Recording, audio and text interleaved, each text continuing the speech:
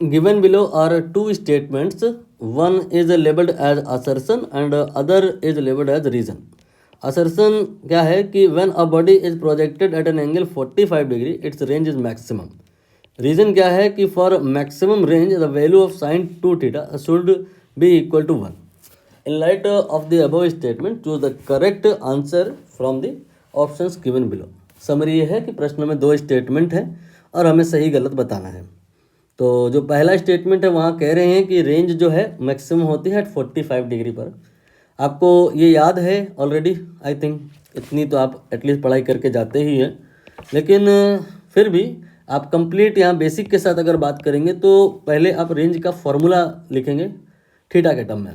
तो क्या होगा वो, ये होता है u square sine 2 theta divide by जी।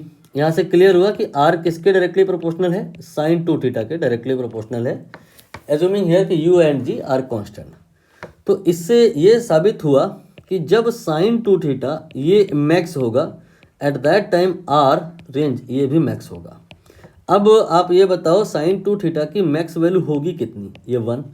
तो मैक्स रेंज की वैल्यू होगी कितनी, यहाँ पर जो रेंज का फॉर्मूला है उसमें आप साइन 2 थीटा 1 ले लो, तो max range u square by g हो जाएगी। ये सारी बातें ठीक हैं, लेकिन किस एंगल पर ये आपका रेंज मैक्सिमम होगा। आपने कहा ये तब होगा जब साइन 2 थीटा 1 होगा। साइन 2 थीटा 1 कब होगा, साइन ऑफ एनी एंगल ये 1 कब होता है, जब वो एंगल 90 होता है, यानी कि थीटा नहीं 2 थीटा जब 90 होगा, दैट टाइम थीटा कितना होगा 45। तो यहाँ से ये साबित हुआ कि रेंज 45 डिग्री पर मैक्सिमम होगी, और ये इसलिए कि that time sine 2 theta maximum यानी कि 1 होता है। अब आप असर्शन भी पढ़ लो और रीजन भी पढ़ लो, sine 2 theta be equal to 1, both are correct. And जिस प्रकार से मैंने एक्सप्लेनेशन दिया, रीजन असर्शन को प्रॉपरली कनेक्ट भी कर रहा है। तो यहाँ पे both A and R correct, R is not, ये नहीं, R is correct explanation. So right answer will be option B over here.